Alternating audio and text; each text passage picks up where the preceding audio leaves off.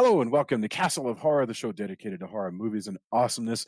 This week we continue our Stephen King retrospective with a look at the 2004 miniseries Salem's Lot, starring Rob Lowe and Andre Braugher. Bear in mind, if you haven't seen today's movie, we're going to be talking about it from the perspective of horror fans who have seen it. So warning, spoilers ahead. From Denver, Colorado, I'm your host, Jason Henderson, editor of the summer's Castle of Horror anthology and the upcoming Young Captain Nemo, Quest for the Nautilus. And by the way, brand new Castle of Horror Anthology Volume 2 just came out like a few days ago. With me from Austin is Tony Salvaggio, tech director at Rooster Teeth, lead singer and bassist of the band Deserts of Mars, and lead guitarist of the band Rise from Fire. Say hello, Tony. Howdy. Howdy. And also in Austin, writer of the long-running underground comic series Halloween Man and winner of the 2018 Best of Austin Award, nominee in 2019 from the Austin Chronicle, Mr. Drew Edwards. Say hello. So what do they say about the vampire hippie? They say he's ghoul man. Real ghoul. I liked that line.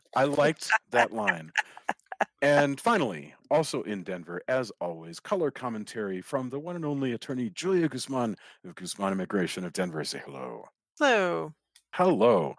Okay, Salem's Lot is a 2004 American two-part television miniseries first showed on TNT in June of 2004. It's the second TV version of Salem's Lot. The first one came back in 1979, and we did an episode on it like 5 years ago. Although the novel and the original miniseries were both set in the 70s, this version updates the story to take place in the 2000s. It's set in a tiny town in Maine. It was actually shot in Australia, and we're going to talk about it. So let's get opening thoughts. Tony, we haven't started with you in a while, so let's go. Tony, Julia, Drew, and then I'll get us started. Tony, opening thoughts, the 2004 Salem's Lot. It's good. I don't think it's bad. Like, it feels, it tells all the stuff for Salem's Lot. I don't know. I don't have anything. I don't feel particularly like, yeah, this is my jam. But I also thought it did everything it was supposed to do. Mm-hmm. I do wish that and I know I've belabored this before. I wish that if you don't have the budget to do CG, you just cleverly hide the things instead of insisting that you do the CG. Although I guess that's bad for production houses. So maybe go ahead and pay those hardworking people in my field the money. But I take that back. Everybody needs to get paid. Usually if there's not great CG, and of course this is years later, so some of it was probably maybe even cutting edge at the time. It CG dates itself more than I think anything else when it's just not great. And what are the CG elements here? Because I see a lot of wire where they where they disappear, Oh, especially close to the end. And usually that's because they just don't have the budget or they don't have the time. And I say this working at a production place, in those times you get exactly what you either pay for or budget for time. Mm-hmm. It's the fast, cheap, good triangle. Yeah. I think Tony, go ahead, sorry. No, but I there's a bunch of that just bug me, and that usually takes me out of it. But of course, I'm not I notice things like that, so maybe it's on me. No, but I think it's decent. I think I watched it over 2 nights at Drew's behest, which I think plays out better. So yeah, it's solid with a lot of solid performances. Actually, there were actors I've forgotten about who were in it, where I was like, oh yeah, cool, and I got to spend time with them, so that's cool. That's nice. Julia, you were going to respond to that and also give us your opening thoughts. Yeah, I actually think that a lot of the effects were really great. Yes, obviously they could do them maybe better or at least different now, but some of the stuff with the like the levitate, where they'd suddenly fly up into the ceiling, and then when they got dusted, I actually really enjoyed it. I thought it was really fun. And when they're like freaking out when they get stabbed through the heart and they're like, just kind of seizing. I thought those were great effects. There were some cheesy effects, I agree, but for the most part, I really enjoyed the effect. I thought they were it was one of the better elements of the thing. So I'm actually glad they're there.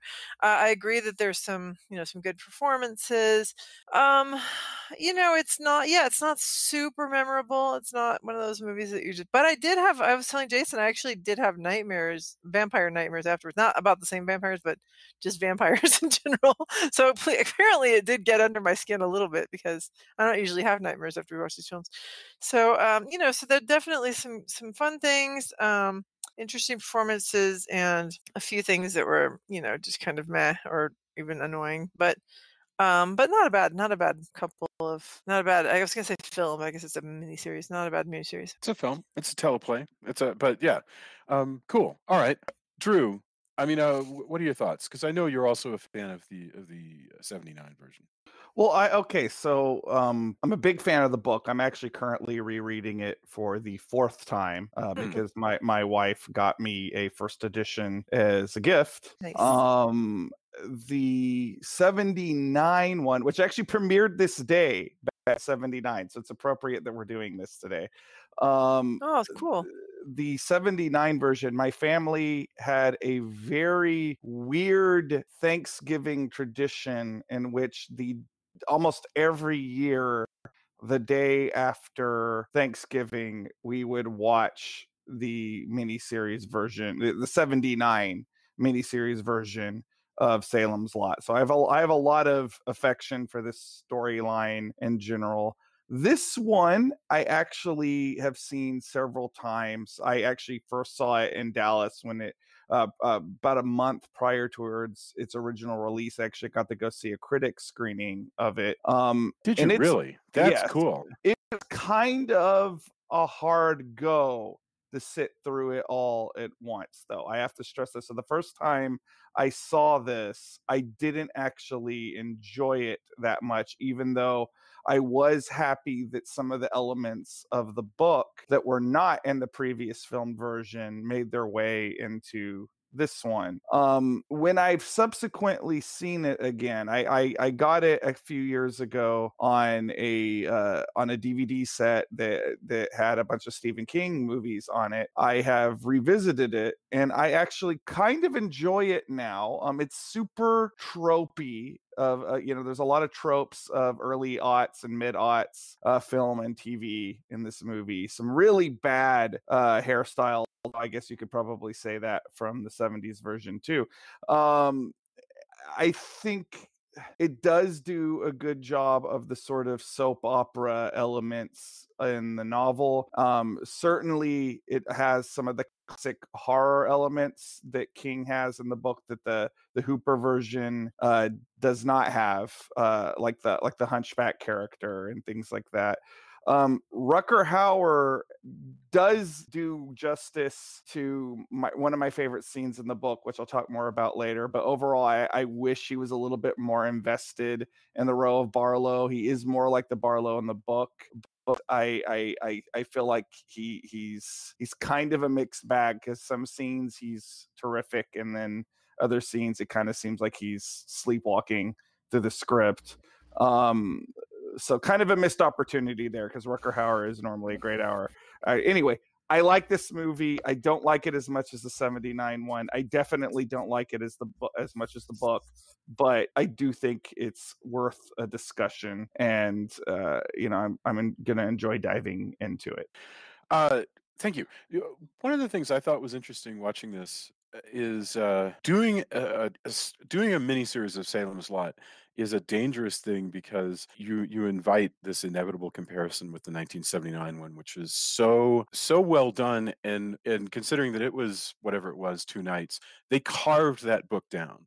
But I think this one acquits itself pretty well. I found myself distracted, not necessarily in a bad way, but I was struck by the color timing of this film, that they've gone out of their way to give the whole film this sort of really dark like shade, so it looks unusual for a TV film, and I thought that was kind of cool. I mean, the thing that I liked that they added in here that wasn't in the 1979 one is they've gone out of their way to add all of these characters to really make it the soap opera that Stephen King wanted it to be. Because in his introduction to Salem's Lot, he talks about how he set out to do Dracula, and you can see lots of Dracula here with the boxes of earth and the yada yada, but also to do Peyton Place because he liked that book and he wanted to do a soap opera Dracula. And this version, in distancing itself from the '79 version, kind of lean into that by introducing a lot of characters and what's going on with them and so forth. I feel more so than the Tobe Hooper version. And so to that end, we'll get into it.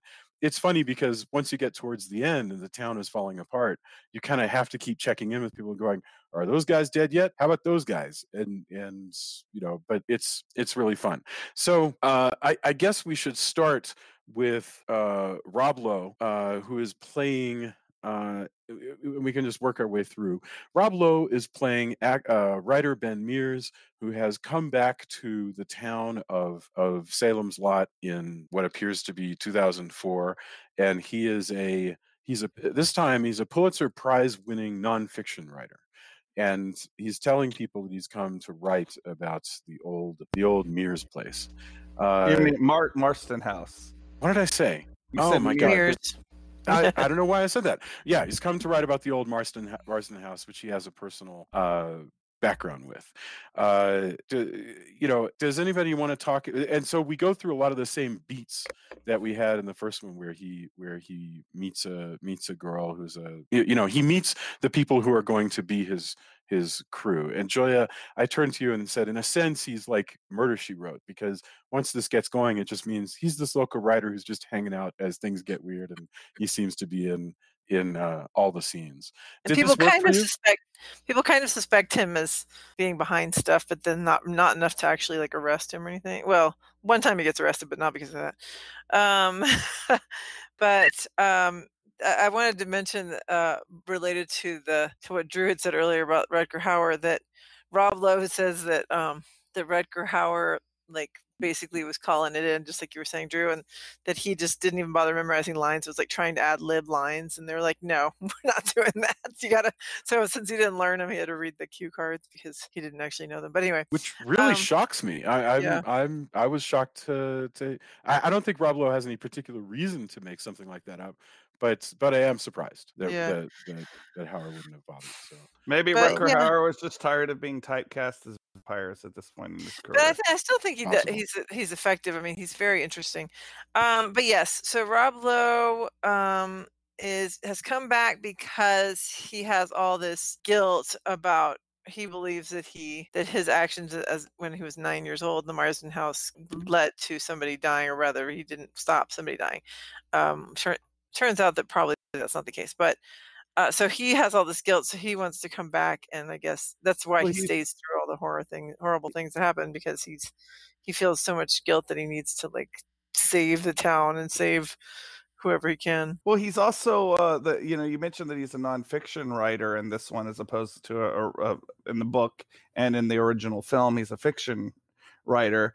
His books that he put out was like a journalistic account of stuff he saw in the Afghanistan war, which kind of goes back into how this modernizes and sort of plays into the zeitgeist of when this came out, which is that sort of post 9/11 attitude towards things. Even framing device, which is very different than the framing device from the book and the original film. Yeah, what's going on with the framing device? Drew, can you make sense of that for me? Because I have a vague understanding of the importance of this character, Father Callahan, that James Cromwell is playing, but I don't. I have to admit, the framing device was confusing to me. So the movie opens. You have what appears to be a homeless Ben Mears. Mm-hmm. Coming to this priest, which we later learn is Father Callahan, the drunken priest of the town of Salem, in a homeless shelter in Detroit, and he chases him into his office, and they get into a fist fight and then fall out a window. And it's Thanksgiving, oddly enough. Yeah. But the Father Callahan in the book is very different than any of the filmed Father Callahans, because he's a character that actually Stephen King goes back to in the Dark Tower series. So he actually lives in the book version of Salem's Lot. This version of Father Callahan essentially becomes Barlow's Renfield in the latter half of this miniseries. Spoilers. But I don't know why they chose to do this instead of the Mexico thing. Yeah.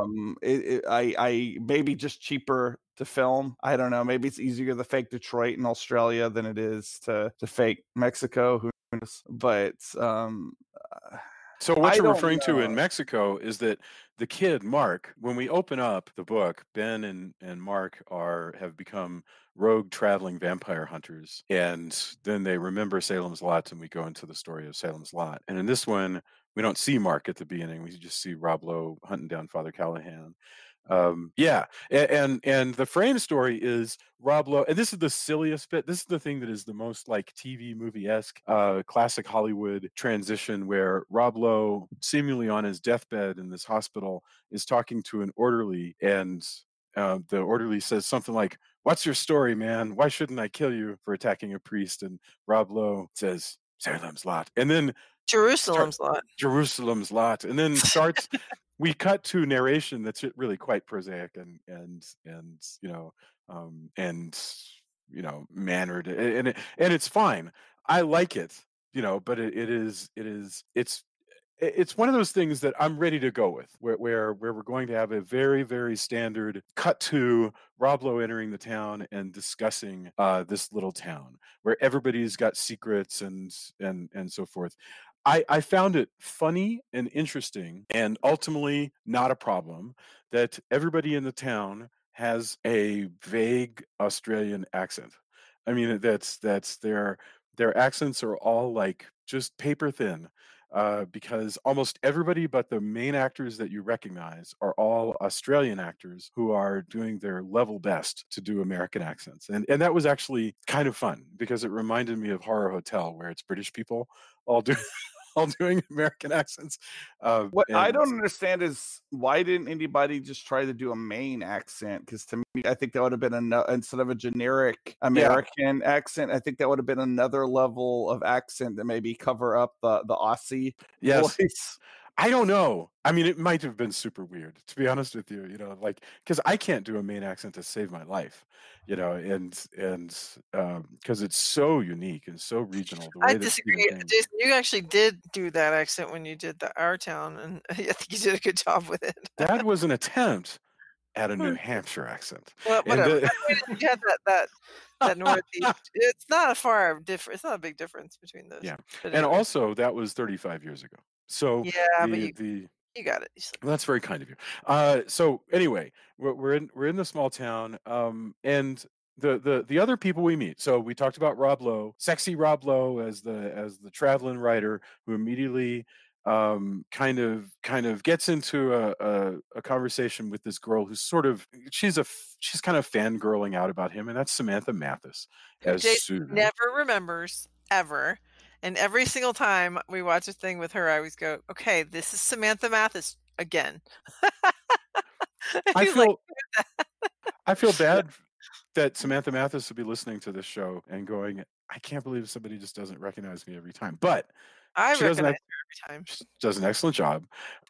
We also very quickly meet because they're going to put together a Scooby gang, like in this film. There's Andre Braugher as Matt. He's a gay teacher, and they go out of their way early on to say he is gay, and we are a don't ask, don't tell little Maine town where everybody knows and nobody. He's also apparently the only black guy in this entire town. Right. He carries a great deal. This guy basically is a lot of identities. And so he's the teacher, he's the man of science. And then you have another man of science, which is Doctor, played by Robert Mamony, who has his own problems because he is being hit on by this girl he knew from high school who has a horrible, abusive husband. And finally, there's James Cromwell as the aforementioned Father Callahan. And those are, in amongst a whole bunch of other people, those are the people that we're going to keep like coming back to. And this for a TV movie, this thing is just, you do need a scorecard because there are a lot of other characters who get bits. People get married, people get rejected by their own daughters. All kinds of crazy shit is going on, and in this town. But when it starts out, a big part of it is Donald Sutherland. And spoiler, Donald Sutherland kind of disappears earlier than you expect him to, but it starts out with Donald Sutherland doing his magic antique shop thing, where he is the guy who has bought the house that Rob Lowe was interested in staying in, and he's Mr. Straker. Yeah. Which kind of makes me want to see some weird deep fake where it's Donald Sutherland in Needful Things. Because at this point, he's basically the... Well, Absolutely. Stephen King doesn't trust antique dealers, does he? Evidently not. But, which Needful Things is also kind of sort of something Wicked This Way Comes in a lot of ways. Yes. But very well said. Sutherland does such a good job as the antique dealer here. I would accept also a Donald Sutherland Needful Things, which would be cool. Absolutely. No, he's having good. the most fun of anybody in this movie. I think everybody in this movie takes this almost direly seriously, but like Donald Sutherland is just sardonic. He's worlds away from James Mason in the original, because James Mason is just normal enough. Like, he's somebody that would seem weird in a small town, but he's just normal enough that where you don't think he's like a murderous Satanist who's working for a vampire. Donald Sutherland does not really seem that preoccupied with pretending to be normal. Like, he just seems like a psycho, like basically from the get-go, and he's got this gigantic beard. Yes. And like he looks crazy. Yeah. He's like a demon Santa with his his like soft suit. You know, it's a nice suit, but he's sort of round with this big, flowy, luxurious beard and wild hair, and you know, buying. Yeah. He also messes with everybody in a way that's like you said, he's super gleeful about it. Yeah. But everybody, it's that way where people walk out of the store and go, wait. Yeah. He's done this like sarcastic thing and like turn things around, and people don't seem to notice until after they've interacted with them, and then they can't quite tell if it's at their expense. And then certainly when he gives the Baphomet style pennant, like, yes, it's going it's so beautiful. Like, really, is it? I guess so, but sure. And he's just happy. Oh no, you can have that for free. Yes, that's totally something you of all people should have, and that's why it feels so much closer to Needful Things in my when I watched it back. And I didn't notice it the first time I watched the miniseries, but the way that he's turning things around, and eventually we end up with a town that's just vampire town. Yes, he's come in no small part. Yeah. Due to him, and that's what he knows where to get in, and like from the ground floor, and it's amazing. Also, they've updated it too, because he has they wouldn't have had in the 70s. I do most of my stuff online, but it's I like having a store, so we'll do that when I need to. But they they've kind of pre-Amazon Amazon as far as how big it is, especially now. That was kind of cool for 2004. How much of the way that he sells his business. And I have an online store where I sell satanic artifacts that destroy things like the Friday the 13th series. But I also like to sell them in person so I can watch the mayhem. The thing that I also love the fact that about Donald Sutherland being in this movie with Rutger Hauer is it makes it a mini Buffy the Vampire Slayer reunion. That's well, true. But they're never actually in the same scene. Like that is true. Yeah, that is true. When he's gone, I will definitely miss him, because the other interesting thing about the way they write the Sutherland character is he slips the weird, perverse things he says just suddenly into the conversation. It's this weird thing where he'll be talking to you normally, and then he'll just randomly say something that's very sort of vicious or perverse or whatever, and it just slips in there, and then he'll change. He's definitely a user and a manipulator, and he's preparing like you said, he's the John the Baptist. He's preparing this town for the coming of Rutger Hauer. His main person he's working with is a dude called Crockett, who is the guy who is just the business handler of Salem's Lot. He is the person you go to if you want to hire some losers to carry a whole bunch of boxes. He's the guy who rents houses to you. I love the line. I love the line about the kid going, if I had said to you, I'll give you $200 to go into the what's it called again? The Marston House. Marston house. The Marston house at night, would you have said yes? He's like, hell no. And he's like, and here we're moving this box in for $100. Yes. That was Yes. so funny. I was like, yeah. Crockett, they don't make clear, at least it wasn't clear to me until the second half, that Crockett has at least tried to molest his teenage daughter, who he Yeah, is I very knew it from sexually the jealous first of. time that I saw that character. I was like, that guy's totally And molesting his and I don't even understand, like, considering this is like the only father-daughter relationship in this whole thing, it's wild to me that that's you know that's where we're going to go. Pretty much Um, all movies think that single dads of daughters are molesting their daughters. Like, it's hard. They're more often than not. That's what's happening in Isn't these. that strange? It's a cliche, and I don't. I guess it's an okay cliche. Well, But especially I don't Stephen know if King. it's okay. no, but Like, I mean, if we were pitching this and saying, what are we going to have in here? Well, how about if we have this guy also be molesting his daughter? I don't know. It's too grody for me, like, to put into something. But I guess it's fine. What I find Well, they fascinating Really used is, it. makes you okay with his ending.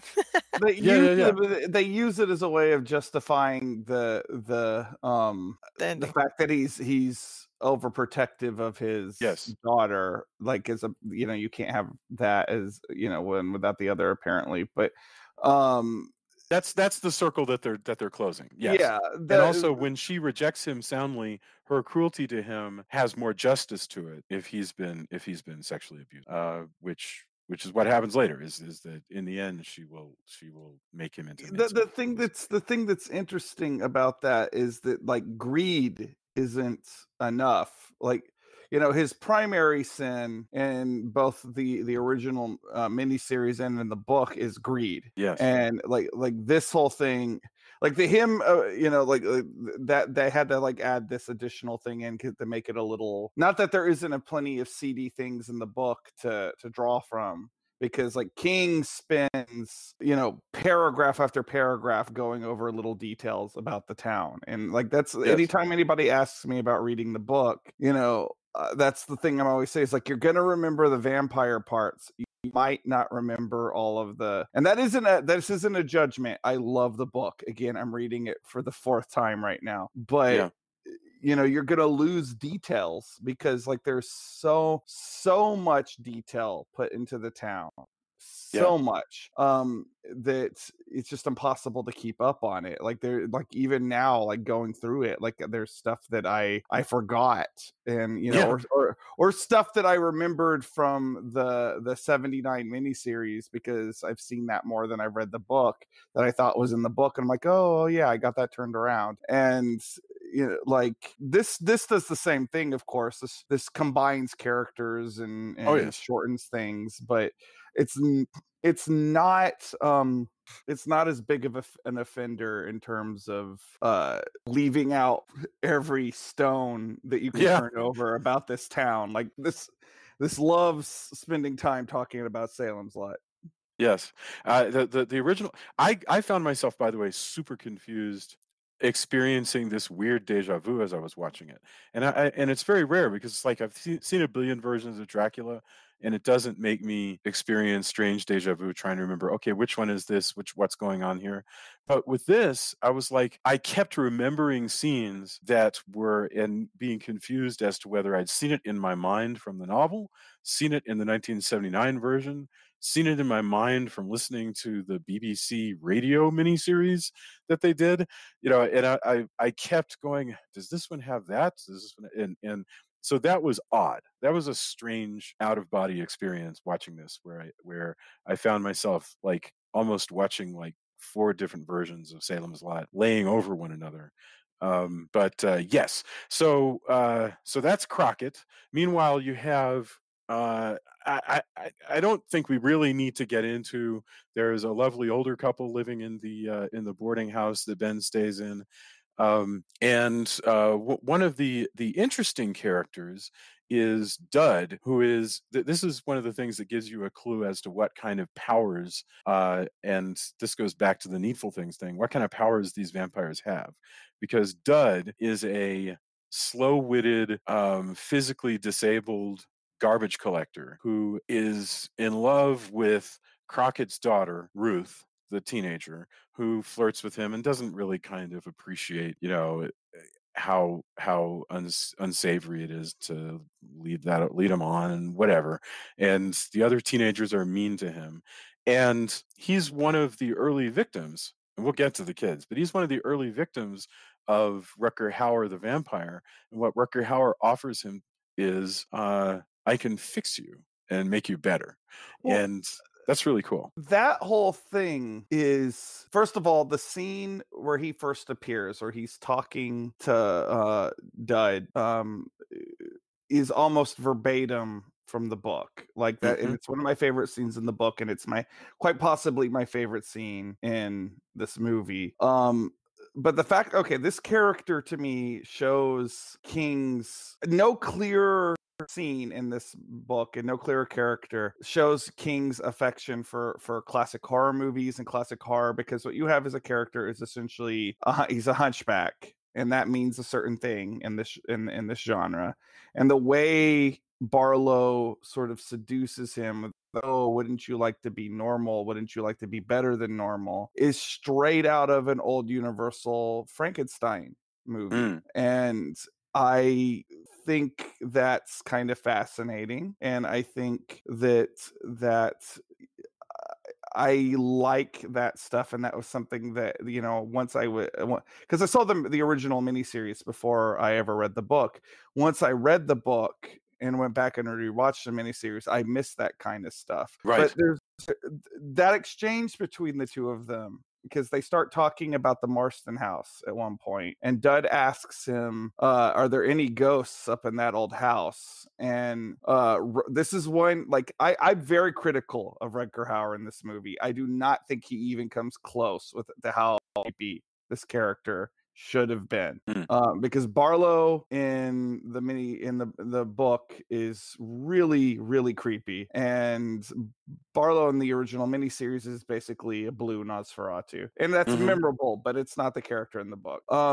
But there's one point where Dud asks him, are there any ghosts in that old house? And Barlow responds with this sort of amused, ghosts? No ghosts. Like, no, like, and he's thinking, oh no, there's no ghosts, but there's vampires. Yeah. And Yes. he nails that.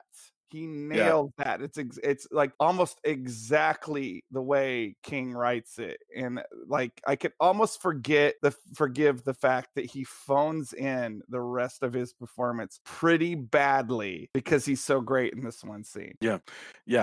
And it's very cool to like see later the effect of that when Dud comes back and he's been transformed, and the actor plays him differently, and as he attacks his old friend. That's really cool, and that's trying to get at one of the themes of Stephen King in Salem's Lot. So he's got, if I understand correctly, it's little towns can create good people and they can create bad people. They live and breathe and they keep their secrets. And I don't really completely understand what the idea of introducing vampires into a small town is, other than it's like a festering secret that can sort of bring those secrets to light. I guess I have to admit, I know that Stephen King's fascinated by one, and I know that he's fascinated by the other. I don't really completely understand how they go together. Well, his idea of having a vampire in a small town was that his wife, he was thinking about doing something based on Dracula. Yeah. And his wife made a joke about how if Dracula came to America in the 20th century, he would be killed within a few hours. He'd probably get hit by a car or something, which got Stephen King thinking like, oh, perhaps a small town would be a better place for a master vampire. Yeah, I guess I definitely that totally makes sense. Because again, because small towns are so accustomed to keeping secrets, a master vampire could move in and it could be a while before you notice that he's destroying it. And that's actually one of the very effective things of this movie that didn't so much happen in the 79 one, is the idea that this disease of vampirism is affecting the whole town. That before you know it, you look around and they're just listing off people who aren't showing up. for work and who are disappearing. Let's talk about the coolest thing in the whole picture, to my knowledge, which is the Glicks. This is the thing that people do remember vampire-wise from the 1979 one. If I said, what do you remember the 1979 Salem's Lot? The thing that probably pops into your head is that kid. And Danny Glick at the window, scraping it with his fingernails. And so you can skip a lot of stuff, you can rearrange, but if you're making a 2004 Salem's Lot, you're going to have to do the window scene. And the reason why we get to that window scene is we have a couple of brothers, the Glicks, who are just a couple of regular middle school. I guess they're middle school. I can't quite tell if it's middle school or high school that these guys are. They're young. And they want to spend some time harassing their jerkwad bus driver. And they manage to get themselves attacked by a vampire in a very scary scene where they're running through the frozen woods. They're not attacked by a vampire. They're attacked by Straker. Well, Straker. Yes, but they're chased and they're attacked. One of them is straight up drowned in the ice, and that's really scary. I hate this. I hate that scene. I hated that scene when it was in The Omen, and I hate it here. It's like so depressing and awful to see a kid get drowned under ice. It's horrible. Let me ask you a personal question. Do you find it harder, Julia, to watch, or have you got? I mean, has it gotten easier for you to see scenes with violence against kids, or do you find that it's still just as bad no matter what? You've been doing this show for a while. It's awful every time. It's awful every time. I mean, and it's not even, sometimes it's not even because, like in that particular instance, I'm not identifying with it as a mom, because I identify with the mom's anguish, of course, and I totally get the whole thing with her of like wanting her kid to come back. That's very Monkey's Paw when she's like, I know he's dead, but I want him to come back. But no, in this case, it's just that's a horrific way to die. But for sure, violence against children is always. So Straker pushes the kid into the ice and drowns him, and then pulls him back out to do what with? Am I understanding correctly? He's just bringing it sacrifice. Basically, officially invite. Mm-hmm. Oh. He's inviting Barlow into the town of Salem's Lot. Like there is they're taking the whole idea of that a vampire has to be invited into like a deeper level, because this Salem's Lot and this adaptation in particular, like they really play up like the Satanism aspect of vampirism, and there's something in the house that has to be placated because UB Marston was so evil. And they could have probably given a little bit more lip service to that to make it a little bit more clear. Yeah, I thought it was not clear at all. Now that you're saying it makes sense. I guess to a degree, maybe they want to keep it mysterious. But that's why. Okay, so the other brother, let's see, how does Danny Glick wind up a vampire? I'm trying to remember where he disappears to. He gets bit by his brother. Yeah, but do we ever see him again until he gets bit by yes, in the hospital, of course, yes. Yeah, and he invites the brother into the behind the curtain. Yes, behind the curtain, right? So you're right. They play with this over and over again. You have to invite me in, and luckily nobody in this entire place except Andre Braugher ever really kind of internalizes the usefulness of that. Of that knowledge. Well, Ben Mears, or not Ben Mears, the Petrie boy does it, but he does it because he's ready, because he is a horror fan, as he is in all other versions of Salem's Lot. Really he has a handy model kit with a cross on it. Yes, I love that. That was really, really neat, because when Danny Glick does show up, he comes, and this is the first time we see the cool sort of wire fu thing going on, where he's floating at the door, and Mark finally says, "Okay, fine, come in," and then smacks him in the side of the face with a cross, which burns him. And in this movie, every time the vampires get like double crossed or momentarily flummoxed or whatever, they just fly away. Like they go whoosh, and he just like wires back through the window, and it's great because you see him sort of disappear into the distance. I love that. That is one of my favorite gag is the wrong word, but it's one of my favorite bits from this movie is how many different vampires just sort of get turned back and they just go zoom and off they go. I like that because it'll happen again with Andre Braugher.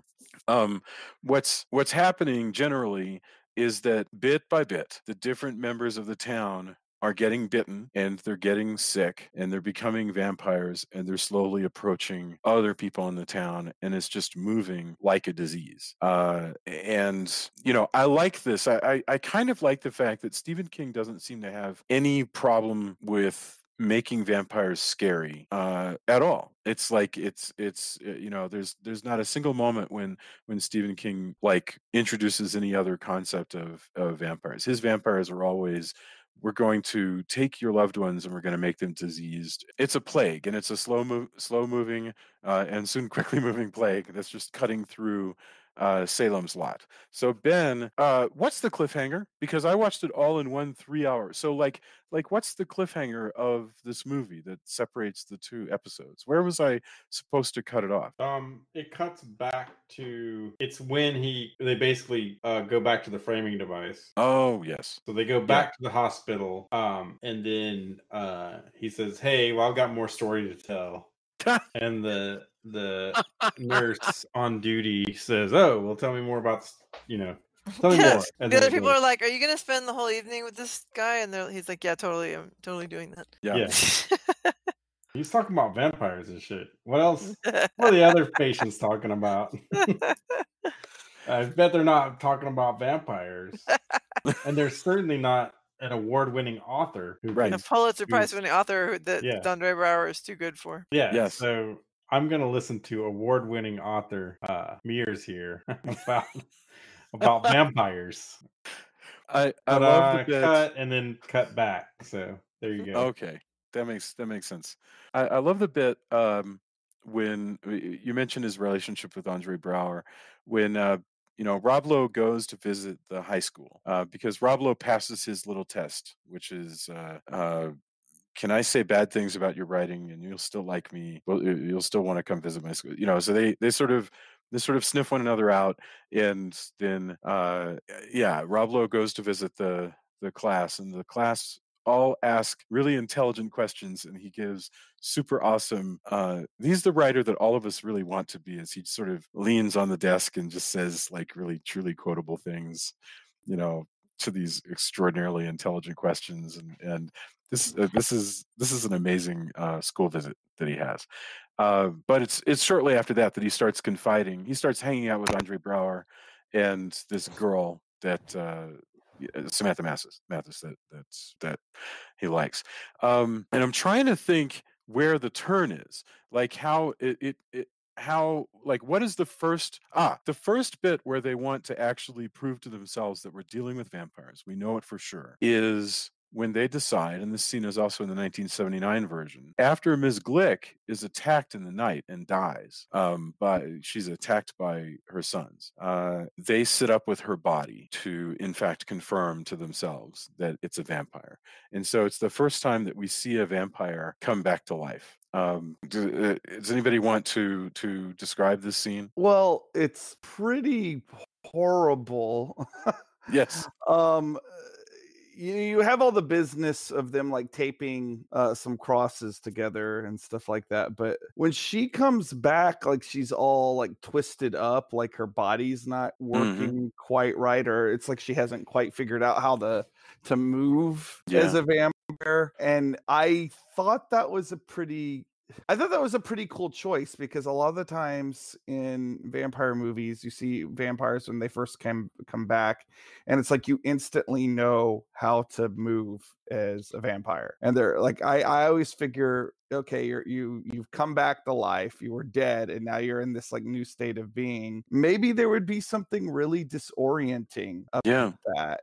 And would it be this like seamless, suddenly I'm moving around all cool and matrixy? And yes, I like the fact that she's all twisted over, and there was at least, I'm not saying it 100% works perfect, but like there was at least an attempt to kind of make this unnerving and scary. Yeah. I picture like What We Do in the Shadows style thing where there's vampires rhyming through like the sides of buildings, and a few of them stuck in trees. I was just trying to fly. Like, things like that, where you're like, man, I can move really fast, but man, I hadn't anticipated that as crushing glasses or just random things like that. Actually charging through a person. Oh, I meant to grab them, but oh well. Now I've got to change my clothes. That kind of thing. She is sort of like bent backward. That was really neat, and this is also the tongue depressor. This is what I'm saying about there being some really creepy and wonderful like effects, because that's a really good effect.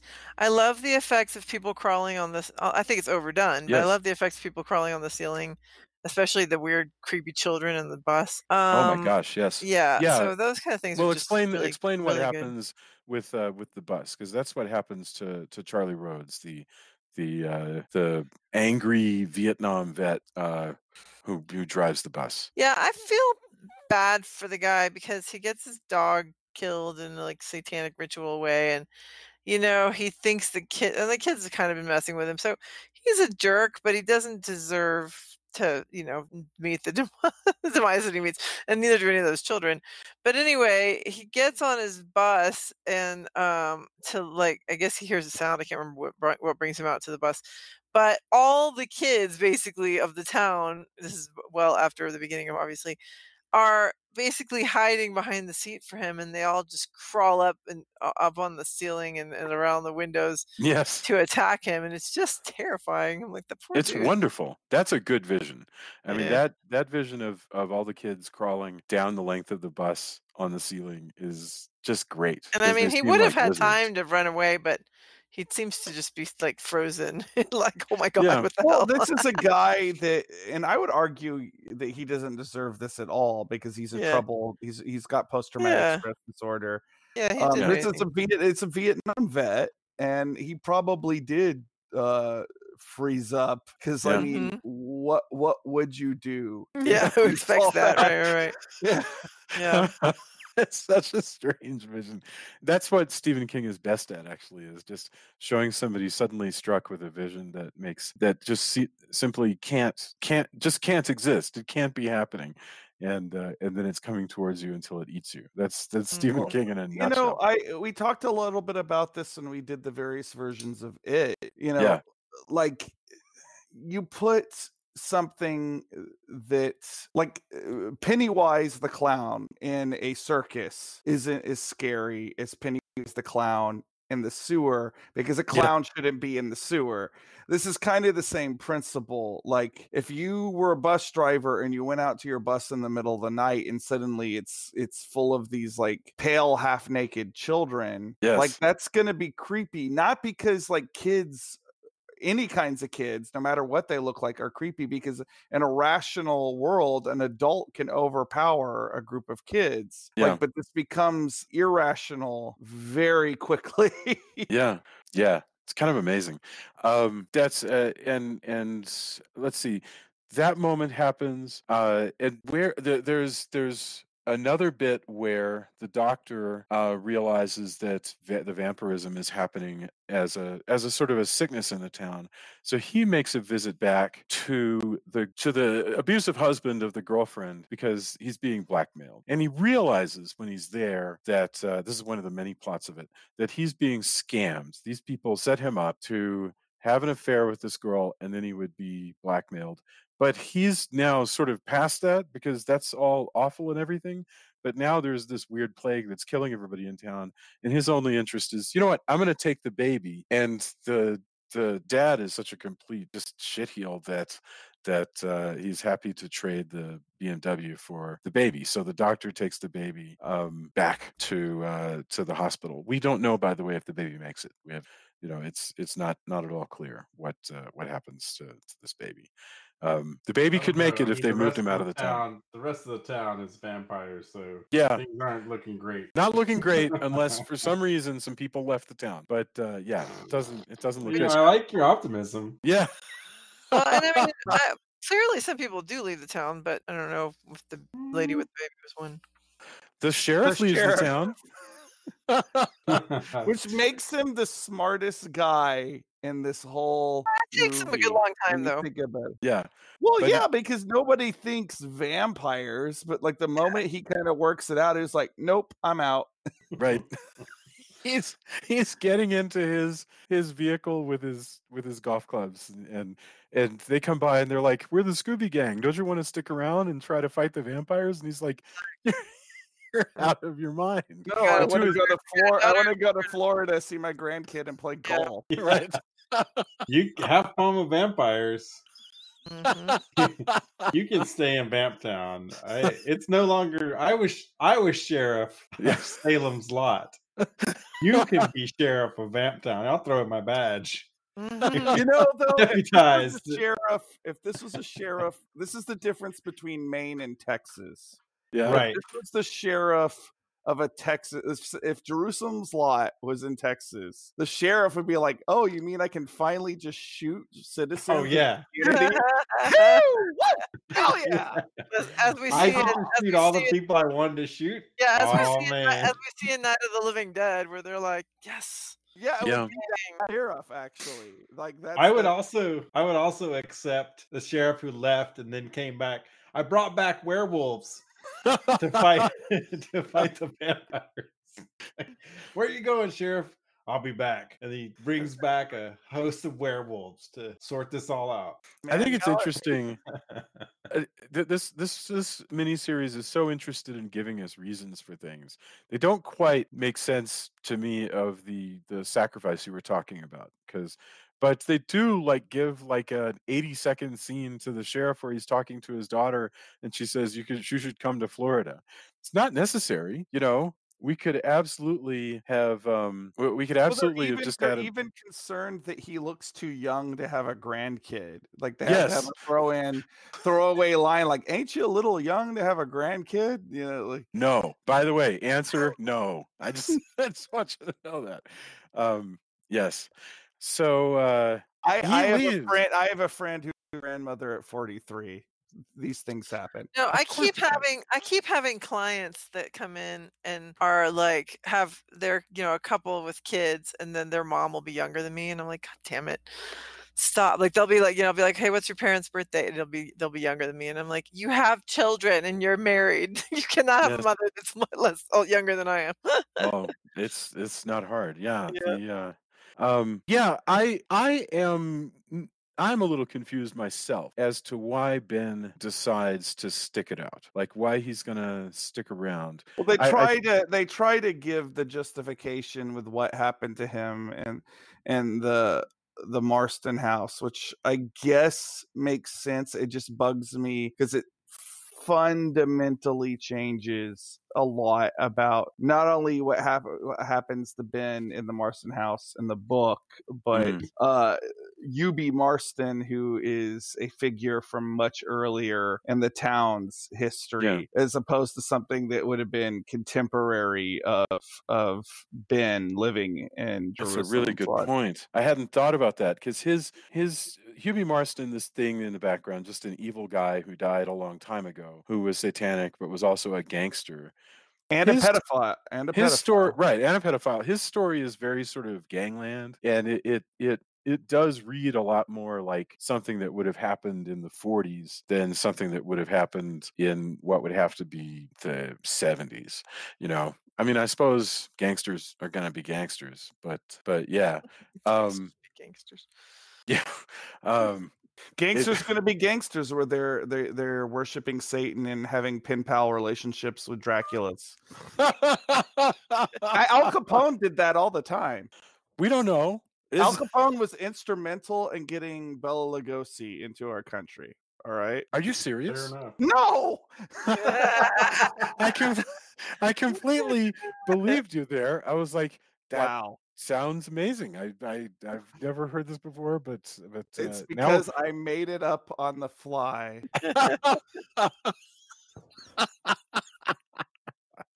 Okay. Get Geraldo on this immediately. All right. Was Al Capone really instrumental in vampirism in the U.S.? Find out as we open this vault, surely full of vampires.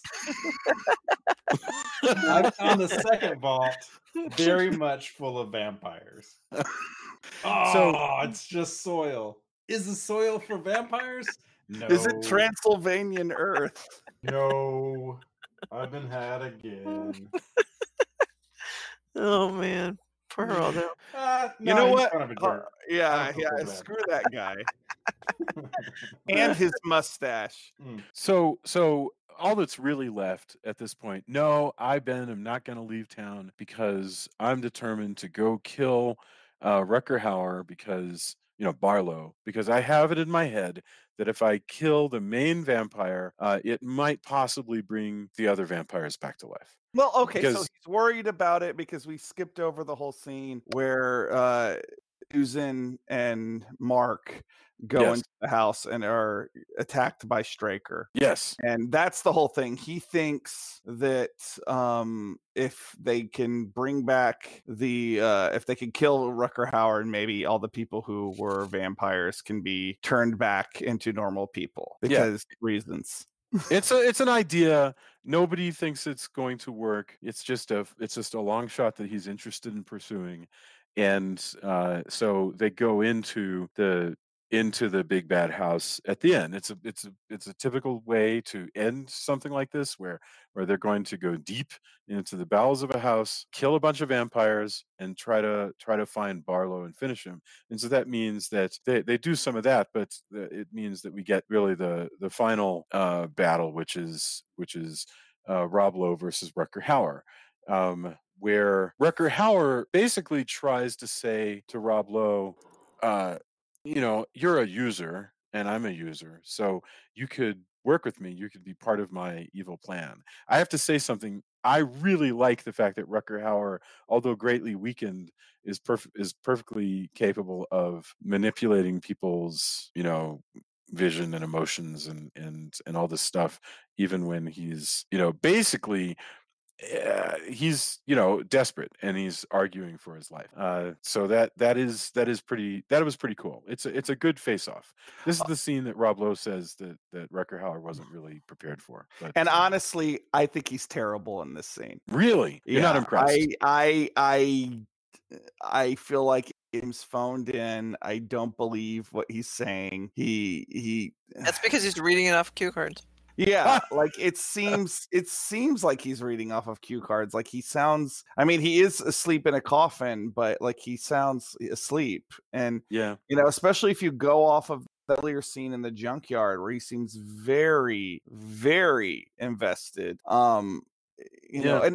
Compare him to some of the other actors in the movie. Like you have all the stuff with Father Callahan. Like you jump back. Okay, actually, Rutger Hauer is much better in that scene where you have James Cromwell, the great James Cromwell, and Rutger Hauer. It's the whole like throw away the cross. Let's go against each other, faith against faith. That's a much better scene where you're contrasting it. Like Rutger Hauer is way more alive in that than this. Like I just feel like he's, for as little as he is in this movie, which I don't know what his exact screen time was, but he should have had as much impact as he had in that very first scene and every scene.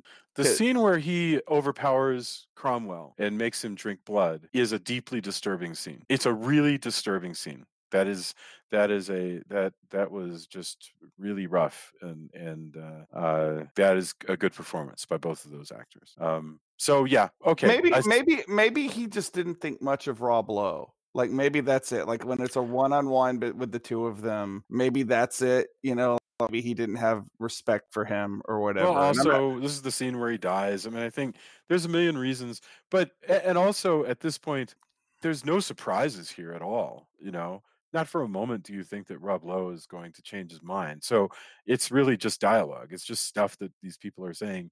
I'm saying it's pretty effective, but there are no surprises. You're totally surprised by the Father Callahan scene. Anyway, they kill Rutger Hauer, and so out goes Mark and Rob Lowe. We just have one more bit, which is that he has to run into Susan, who is of course still a vampire, and they have Well, some. and no, wait, we got that. I got getting the reverse. The doctor getting killed by falling on a buzzsaw, which is horrible. Changed from the novel because he Yeah, falls. well, that's not just the doctor, but it's also the fact that all the vampires are hiding in the basement of the Yes. boarding house, and they trick them into, like, when they come in, they've sawed all the stairs so that they immediately fall in, and as you say, the doctor falls on a table saw and immediately dies. Poor guy. It's knives in the book, which is still terrible, but like in the movie they changed it to a buzzsaw, which is pretty Terrific. grisly for something that went on TNT, I have to say. Yeah, it is. It's a painful, awful thing, and but he does die right there. And so when they're on the way out, the Scooby Gang is now down to Mark and Ben. They run into Susan, and Ben she has a good conversation with him. She actually gives him good information that even makes him feel a little bit better, but he does have to kill her because she's a vampire and she's trying to kill Mark. And then it's time to get the heck out of town because Father Callahan is in the streets raising up a freaking army of vampires, and the whole place is on fire like the beginning of the Dawn of the Dead. So the remake. Well, they torch the Marston house too. Because you gotta. Yeah. I mean, this place is on fire. The whole town has been completely This destroyed. town is on fire. What I don't get is how would this work? Is this how vampires are supposed to work? They come to a town and they reduce it to rubble? I mean, that's like, I don't even understand how that would. I'm not who knocking it. who knows what Barlow's end game was, like I think maybe he wanted to do like a safe haven for vampires, which is kind of what when Stephen King follows up with Jerusalem's Lot is kind of what the town becomes, even though it's a ruined town. Tell me about Jerusalem's Lot. I don't even remember that. So there's two short stories where Stephen King goes back to this, and in particular, one of them, I think it's called One for the Road or Jerusalem's Lot. There's one or the other. I can't remember what the actual title, because there's two short stories, but one in particular is a semi-sequel to Salem's Lot, in which two guys end up stranded in Salem's Lot, and it's overrun with vampires still. And I kind of think that maybe that's what Barlow wanted, but like Barlow's kind of unknowable, like the Dracula in Stoker's book. Like you don't really get a strong sense of what his motivation is other than conquest. And I think that's okay. I think to some degree, I think when you make a villain that's like a supernatural villain like this a little bit too knowable, I think they become less frightening. Especially with something that's kind of veering very heavily into the Dracula tradition like this is. Yeah. No, I get you. And also the fact that it's very possible that if Barlow had not been destroyed, he may have intended for them not to just complete his vampire horde. It seems to me that you would want to you might want to make a safe town for vampires, but you probably don't want it to be overrun with vampires. I mean the way 30 Days of Night is overrun with vampires. That's true. They don't have a problem. And the sucky thing about the town being overrun vampires is that there's no people, so they have to eat rats. Yes. Yeah. So I don't know. That's a tough one. Well, if you make it a big enough town, then the next town probably isn't that far away, so you can start picking off people. Yeah. And live in No, vampires. Yeah, but these guys definitely are eating rats because they're all hanging out at the dump. Yeah. That's one of the visions that we have. So in a way, this is also a return to vampires as just soup eating mother. It's just a plague, you know. It's you know, it has come in and it's destroyed everything. The town is full of secrets, but it's figured out how to have an equilibrium, and then plague comes in, and you know, everything is gone. And so our two guys Ben and Mark ride into the sunset, and then we come back to the framing story, and I guess they've come to Detroit to kill Father Callahan. But what's weird is that Father Callahan is like doing his whole soup kitchen thing. It's completely unclear to me. It's probably getting vampire food for people.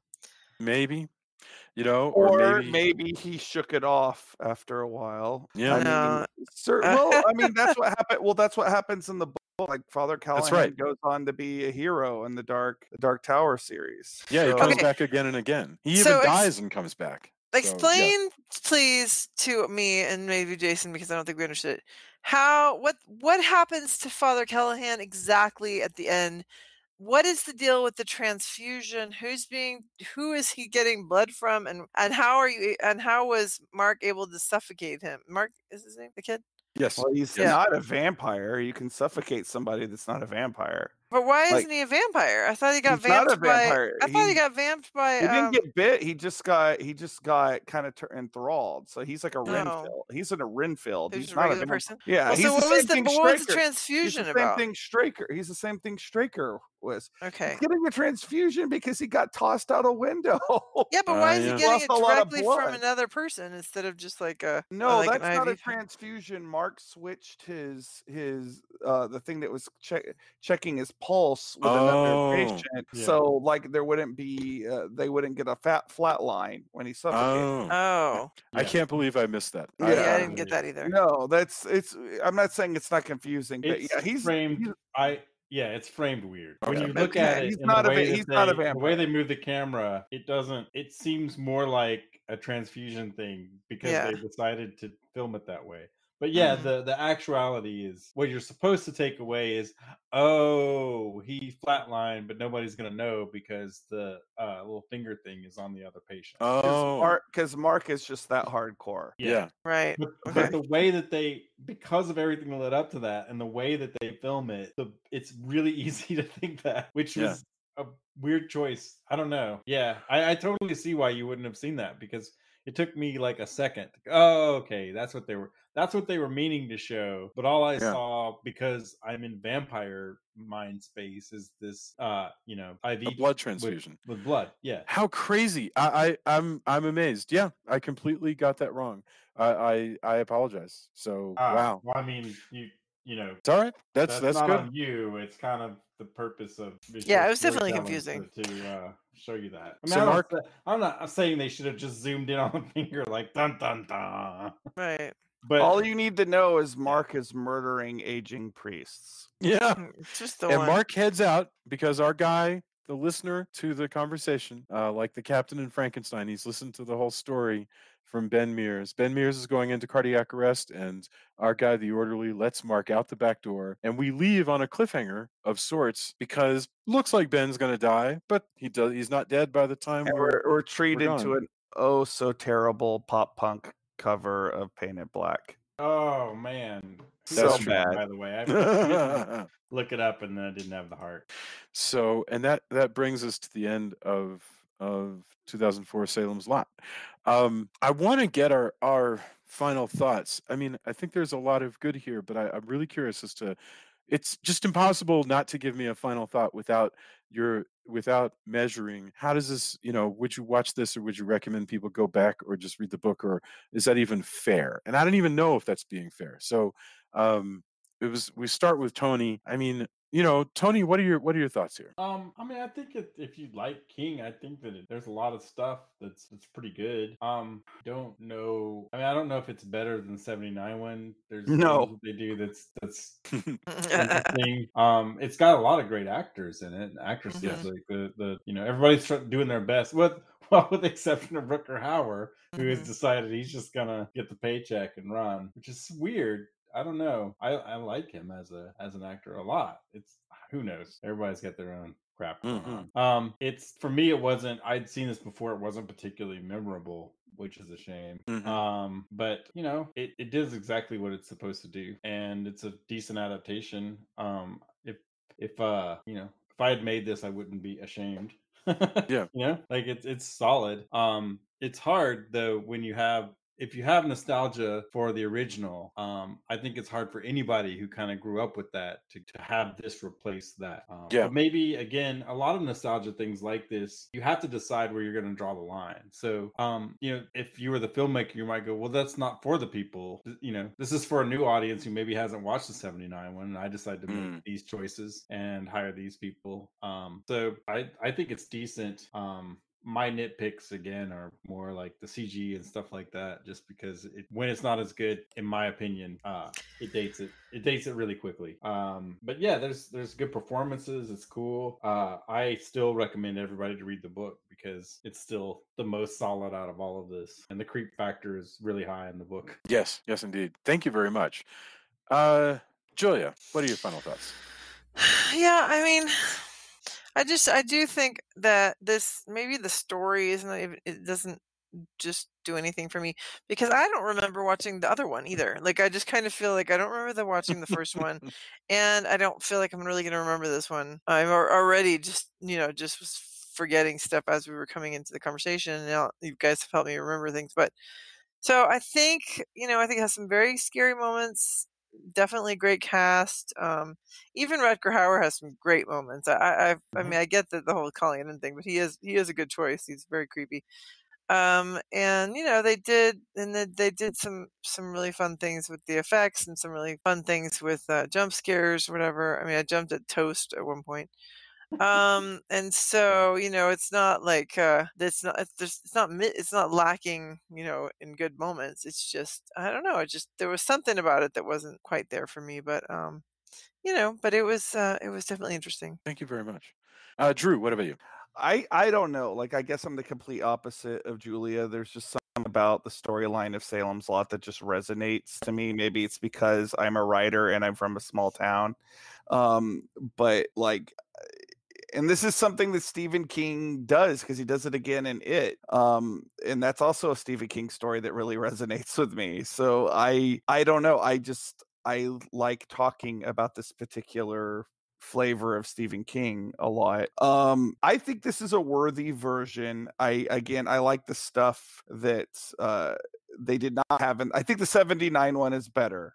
Like I'm not gonna even dispute that. Like, if anybody were to say, oh, if you had to choose between one, which one would you watch? 79 one is a lot more artful than this one, but this has a lot of stuff that they don't from the book that they don't have in that one. It's got some cool scenes in it, you know, and even I like the snowy atmosphere, like the thing that they chose to make it look very wintry with all the snow. I like that look to it. You know, the scene that we didn't even talk about, there's like the vampire wedding. I think that's really cool. Like, there's just stuff in this that is interesting and visually appealing that I just enjoy. So I think it's a worthy version. It's funny though, the first time I watched it, I did not like it, but it's one that I've come around to liking. I still wish that Rutger Hauer was more all in as Barlow. I think I don't disagree. He is absolutely great in you know, certain parts of this, but then it's just an uneven performance. And I do like Rutger Hauer normally. I don't want to come across like I think he's a bad actor overall. Sure. Or speak ill of the dead, unfortunately. But like, I feel like it's a missed opportunity, because I think Barlow is actually a good part for an actor. And in fact, they're doing Salem's Lot again. James Wan, the guy that does the Conjuring movies, and the screenwriters from the recent It adaptation are doing a new version of Salem's Lot. And I'm kind of glad, because I think there's still, you know, a lot of people are like, oh, these endless remakes, but I'm kind of like, there's still stuff in the book that they haven't milked yet. Like, I think that you could do a third version of this that's completely interesting, and, you know, maybe finds the stuff that's admirable about this version and the 79 version, and brings it into present day. But as far as this one goes, I think it's worth watching, especially if you're a fan of the book. And I I would never tell someone not to watch it. That's wonderful. I think my feeling is that if you enjoy the soapy aspects of the book, this one has a lot more of that. I agree completely that there's room for yet another very stylish remake. Uh, that I think James Wan absolutely could do. I think Toby Hooper chose to cut a whole bunch out of the book, but told an extremely creepy, well-made, scary story. This one has a lot of scary stuff in it. So yeah, it's a step. It's less satisfying to me than the 1979, but I think it is pretty strong, and it looks good, and for the most part, all the performances are great.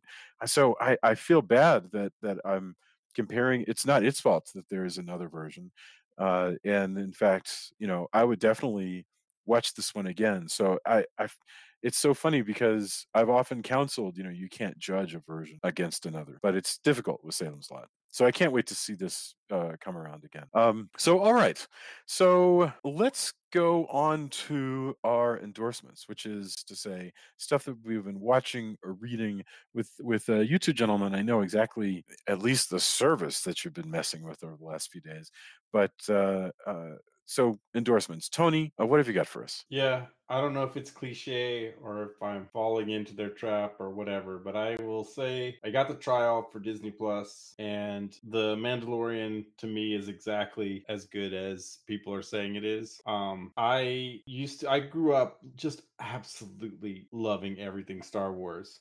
I definitely chilled to that. I like the new movies, but I know people who read every book who just that's what they live for. I have not been that person. But I will say, if you make more stuff that feels the way that The Mandalorian feels, and I'm not even talking about, hey, let's make a samurai movie, spaghetti western kind of thing. Like, of course, that all of that's right there. Anybody who listens to this knows exactly the things that I dig. But just, I think it's pitch perfect in giving you just enough bits that they throw out there that feels in the universe. There's enough callbacks without pointing at things and to me and going, haha, remember the thing here. There is a little bit of that, but it doesn't feel forced to me. And then I also, again, don't know if it's cliche or if it's just how I am, but I've been really, the thing that made me want it even more than that was watching things like Blackbeard's Ghost and Candle Shoe with an early Jodie Foster play the delinquent who has to move to England.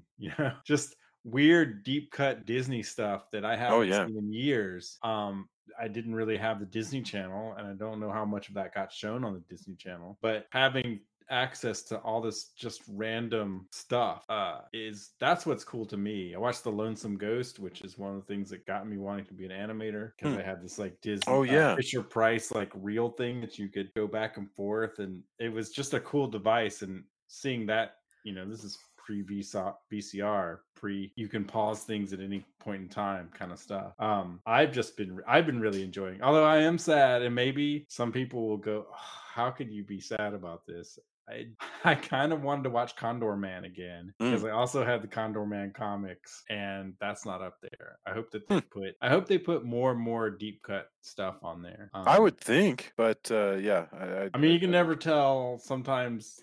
And Disney's weird about stuff. I mean, the flip side of this is I'm supporting a company that's actively killing repertory theater. Like the fact that they bought Fox movies and won't let theaters play. They're basically silently putting Fox movies like Die Hard, etc., Aliens in the vault so that it's hard for theaters to play those movies. That's bullshit. So it's a double-edged sword. Like, I'm enjoying all this other stuff, also supporting a company that's actively killing showing these movies in a theater, which is pretty damn crappy. So I don't know. I guess everybody has to deal with how they think about that and how they want to vote with their dollars.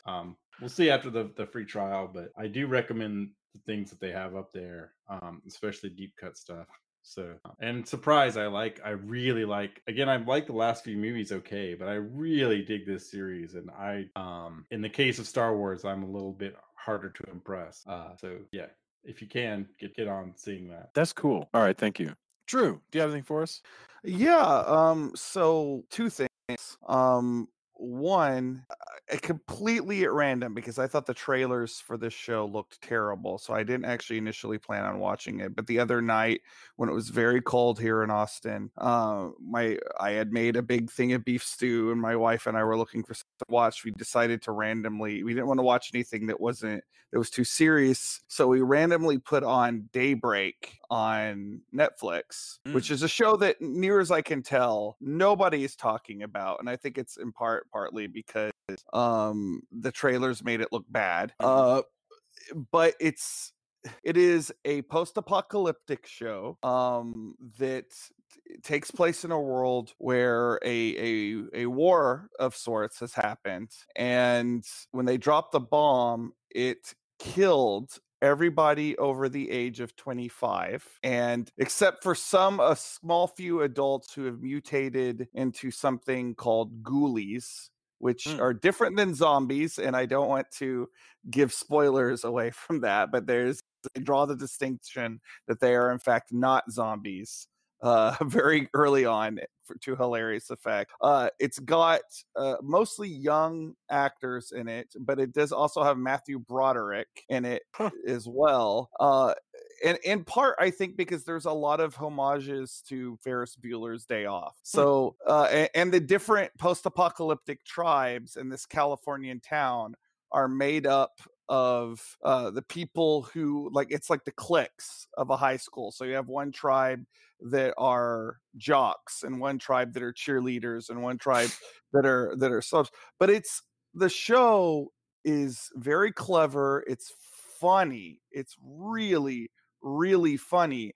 And the other thing that is I find hilarious about it, because we are dealing with characters that are mostly teenagers, is you have people behaving in certain ways in a post-apocalyptic scenario that's largely based off of what they've seen in pop culture, like The Walking Dead or the Mad Max movies.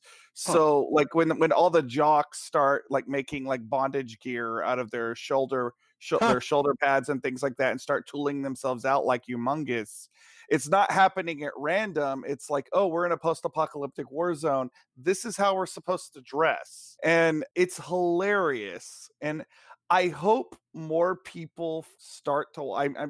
I'll be stunned if it gets a second season, and sometimes that happens. But it's so much better than the trailers made it out to be. And again, nobody's talking about it, so I've kind of made it like my little pet project to let people know, like, this series is actually really good if you're looking for something that's both funny and kind of a different take on the sort of post-apocalyptic genre. That's it's firmly tongue-in-cheek. It's definitely not like the self-seriousness of like The Walking Dead or something like that. It's very funny. The other thing that I'm endorsing, and this is something a lot of people were talking about when it came out in October, so it almost seems absurd for me to be endorsing it 2 months after the fact, or a month after the fact, because but I just now got a chance to watch it, which is Primal,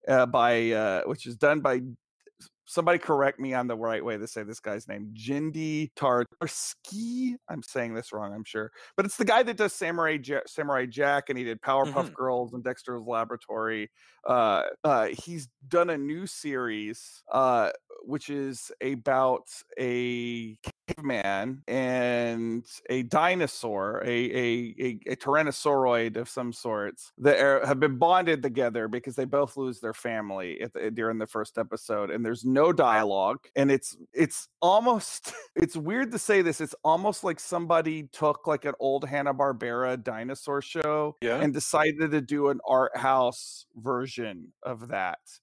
Oh my God, is this show so beautiful? Like, we don't really see hand-drawn animation like this as much anymore, and I'm just in awe of like the character designs and the amount of emotion that like the animators get out of these animated characters, and it's stunning, and I just love it, and I want more stuff like this, and I like that somebody essentially made a Saturday morning cartoon for adults. And, so God bless it. And you can, huh? You said it was called Primal, and it's available. You can buy it pretty there? cheaply on Prime. Yeah, this is one of the things that I regret missing at Fantastic Fest. Oh my God, it's they so showed good, the first 4 episodes out of 5 in the theater, and I should have gone. I went to something else. Oh, by the way, Drew, I do have stuff for you. I say this Okay. on the podcast, but we will make a plan for the drop off. Yeah.